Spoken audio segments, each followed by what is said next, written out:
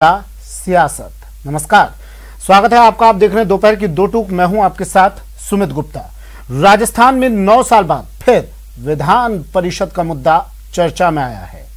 गहलोत मंत्रिपरिषद ने विधान परिषद के गठन के लिए केंद्र को चिट्ठी भेजने का फैसला किया है। यह प्रस्ताव 2012 में भेजा गया था, जिस पर संसद की स्टैंडिंग कमेटी ने राय मांगी थी। अब 9 साल बाद विधान परिषद के गठन को लेकर राय भेजी जा रही है। सवाल उठता है कि अभी विधान परिषद के गठन का फैसला क्यों लिया गया? विधान परिषद के होने से राज्य को क्या फायदा होगा? इससे विकास क्या ज्यादा होगा? इन तमाम मुद्दों पर बात करेंगे। हमारे साथ हमारे कुछ मेहमान भी जुड़े होंगे। सर्वसम्मति से पारित किया था।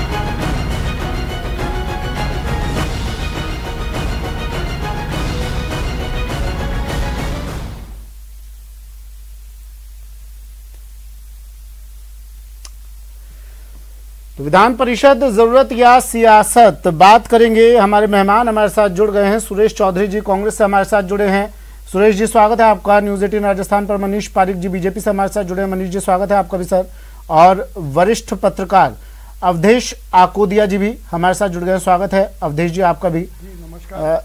एक भारतीय जनता पार्टी। सुरेश चौधरी जी, सर 9 साल बाद अचानक से ये विधान परिषद का जिन्न फिर से बोतल से निकल आता है। क्या जरूरत आन पड़ी अचानक? जिन वाली बात है नहीं, ऐसा कुछ नहीं है कि 18 अप्रैल 2012 में हमने सर्वसम्मति से प्रस्ताव लेके केंद्र सरकार में भेजा था और उसके बाद में 13 में सरकार बदल गई और अब पुनः हम सर्वसम्मति से हमने प्रस्ताव लेके केंद्र सरकार को भेजा है। देखो, इसमें अपन ये कहें कि जिन चाहे मैं ये कहूं कि स्थानीय नगर पालिका हो, विधायकगण हो, इनसे सबसे चुन के और उसके बाद में साहित्य, ज्ञान, कला,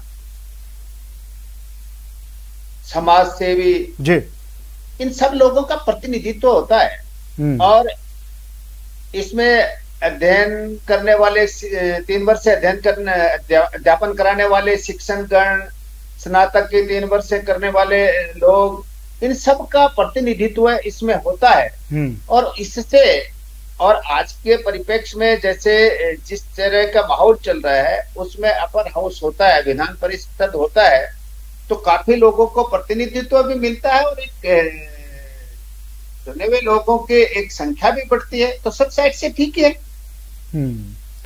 ठीक है। मनीष पारिक जी, सहमत है सर आप सुरेश चौधरी जी से?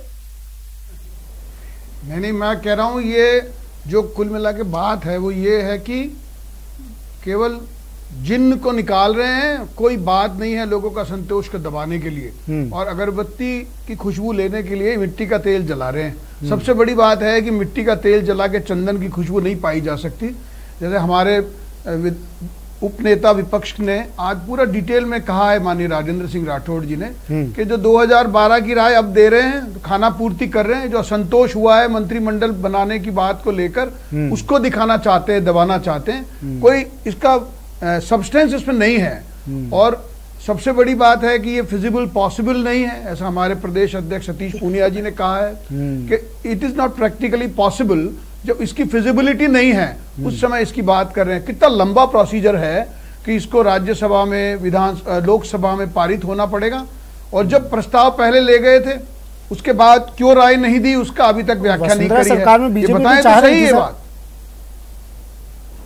पॉसिबिलिटी नहीं थी जी सुमित। हाँ, वसुंधरा सरकार में बीजेपी अभी नहीं है। हाँ, अभी नहीं है। जैसे मैंने कहा, हमारे नेता प्रतिपक्ष, जो उपनेता प्रतिपक्ष है, उन्होंने कहा है कि इस समय पर करोड़ों रुपए का बोझा आया है। कोरोना के काल में इतने रुपए का खर्चा नहीं उठा सकता कोई भी। ये स्टेट भी जानता है और केंद्र भी जानता है। ऐसा तो नहीं है कि हम नहीं तो तुम भी क्यों, इसलिए विरोध सिर्फ इसलिए किया जा रहा है। मैंने कहा भारतीय जनता पार्टी तो तय कर देगी 2 मिनट में इसका प्रस्ताव क्या करना है प्रस्ताव का। लेकिन if Congress is not coming up with the clean hands, then they have to show the real reason behind that. उनको ये बताना पड़ेगा कि वो ऐसा क्यों कर रहे हैं। हाँ। सबसे बड़ी बात है कि असंतोष को दबाने के लिए मंत्रिमंडल में संख्या बढ़ जाएगी, हाँ। ऐसा दिखाना चाहते हैं। विधान परिषद में उन लोगों को सेट कर आ रहा हूँ सुरेश जी, आ रहा हूँ सुरेश जी। मनीष जी कह रहे हैं, पहली बात, दो बात कही है मनीष जी ने। पहली बात कि आप असंतोष को दबाने के लिए फैसला ले रहे हैं, राजेंद्र राठौड़ भी ये बात कह रहे हैं, बीजेपी ये बात कह रही है मुखर होकर। दूसरी बात, कोरोना काल में करोड़ों का खर्चा, ये ठीक लगता है क्या? बीजेपी सवाल पूछ रही है। पहले सुमित जी मैं ये बताऊं कि अगर ये इतना 12 से अब तक क्यों नहीं करा है तो ओहो वसुंधरा जी ने लिया था ना। मैं मनीष जी आपके बीच में नहीं, हाँ मैं कह रहा हूँ वसुंधरा जी ने प्रस्ताव लिया था ना, क्यों लिया था फिर? एक बात, एक जवाब तो ये हो गया। और इन्होंने कहा तेल मिट्टी का जलन, देखो चंदन की खुशबू चंदन में आती है। ये जो फुटबॉल मची हुई है बीजेपी में है, हमारे कोई असंतोष नहीं है। हमारी पार्टी में पूर्ण प्रजातंत्र है। प्रजातंत्र का नियम ये है कि आपस में वार्तालाप हो, अपनी बात रखने का अधिकार हो। नहीं, बीजेपी कह रही है, लोग कह रहे हैं कि मास्टर स्ट्रोक अशोक गहलोत का असंतोष को दबाने के लिए। और असंतोष तो देखिए सुरेश जी, आप कितना भी चाहें, कितना भी मना करें, सामने है। सुमित जी, कोई भी राजनीतिक दल और उसमें विचार थोड़ा बहुत असंतोष नहीं हो, मतभेद नहीं हो, ये संभव है क्या? किसी भी दल में। और थोड़े बहुत में नेता अलग होटल में थोड़ी रहने चले जाते हैं। थोड़े बहुत असंतोष में एक नेता दूसरे वरिष्ठ नेता को निकम्मा थोड़ी कह देता है। फिर जाने को तैयार हैं वो फिर कह रहे हैं हम तो मानेसर फिर चले जाएंगे, बार करेंगे अपराध है। जा रहा हूं मैं, एक मिनट सुन लेते हैं। मनीष जी ये फायदा बताइए सुरेश जी, फायदा क्या है विधान परिषद? बेहतर टूट रही है, वसुंधरा रसोई अलग चल रही है। मनीष जी आप अपनी चिंता करो, हमारी छोड़ो, आपकी चिंता करो, उसमें ज्यादा फायदा है। मैं कह रहा हूँ कि सुमित जी अगर बीजेपी पक्ष में नहीं है तो बोले ना कि हम इसके पक्ष में नहीं है। नहीं बोला ना उन्होंने, बोला ना। सतीश पुनिया कह रहे हैं कि कुर्सी बचाने की तिकड़म है। देखो मैं ये कह रहा हूँ कि सुमित जी हमारे मंत्रिमंडल को निर्णय करने का अधिकार है। विधानसभा में इसका हॉल बना हुआ है, भवन बना हुआ है, सुविधा बनी हुई है, कोई चीज अच्छा खर्च नहीं करनी। और इसके यूपीए सरकार में नहीं हुआ तो अब आपको लगता है कि एनडीए गवर्नमेंट में हो जाएगा? लगता है आपको सर?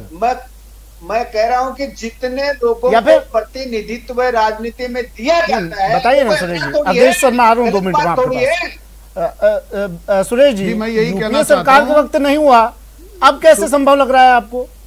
सुमित जी 2012 के बाद में इनकी सरकार कितने साल रही और उन्हें कितना सिंसियर एफर्ट किया, ये बात सही है। अभी भी सचिन पायलट के जो समर्थक विधायक हैं उन्होंने कहा है कि हम तो अगर मानेसर जाना अपराध है, हत्या आत्महत्या